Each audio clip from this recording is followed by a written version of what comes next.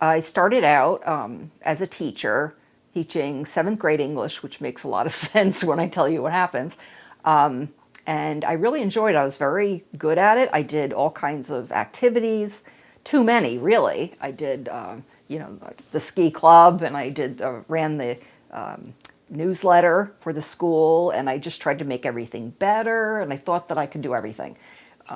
Crisis management team. I even won Teacher of the Year in the 90s, and everything for me, I started getting faster and faster, and I realized that when I was growing up, there were times when I did that, but it didn't really come out or reveal itself until I was later, late 30s, early 40s, which is unusual. I think usually you find people that, feel their illness or are diagnosed much, much earlier.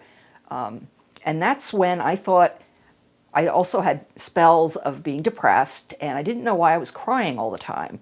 So I'd go from crying all the time and I don't want to go to school, I don't want to teach, making up all these excuses, to, oh my gosh, I can teach, I can do this, and I'm better than everybody else. And I don't, if you're not keeping up with me, then there's a problem with you, that kind of thing. When you lose things like your car and your apartment and, especially your independence, that was one of the worst things.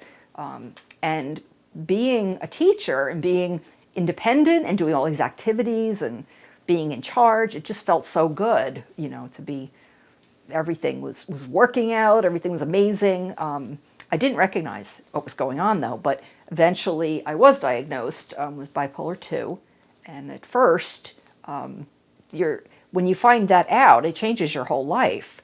But not only what you have to do, the medications and those kind of things, but also with friendships and social, activities. When I was teaching, I want to say I lost friends, because there were very few people that, talked to me really after I ended up in the hospital and had to leave teaching. And it was really sad, because I was a very social person, loved people, loved my job, and I wondered what would the students think when I left. I mean, I was one day in school, next day gone for the rest of the year, for the rest of my life, actually. So after 14 years, the crash was, I call it a crash, was just horrendous. So things that have helped, I have to have a routine. Routine is necessary, absolutely. I have to get up at the same time in the morning and go to bed at the same time in the evening. And I need to take my medications right on time.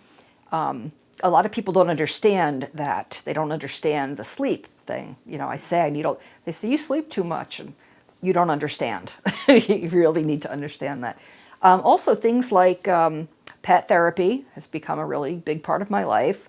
And now I even connected the mental illness to pet therapy. And being able to write about that is just phenomenal, because it takes what I used to have in teaching and when I was going to graduate school, and it brings it back for me. If I see a contest or something like that, I can enter it.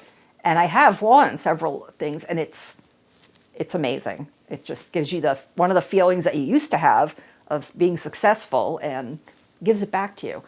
A lot of people don't understand, and they may say, oh, okay, I understand you have bipolar disorder, but they don't understand what that means. The whole thing is not just you accept it, but that you, or recognize it, but that you accept it. A lot of people don't do that.